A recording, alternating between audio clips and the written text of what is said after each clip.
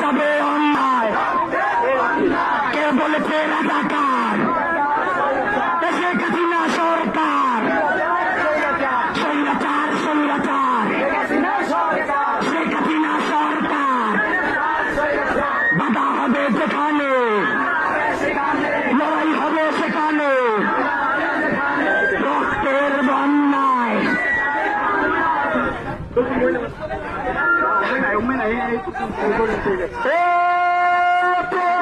অধিকার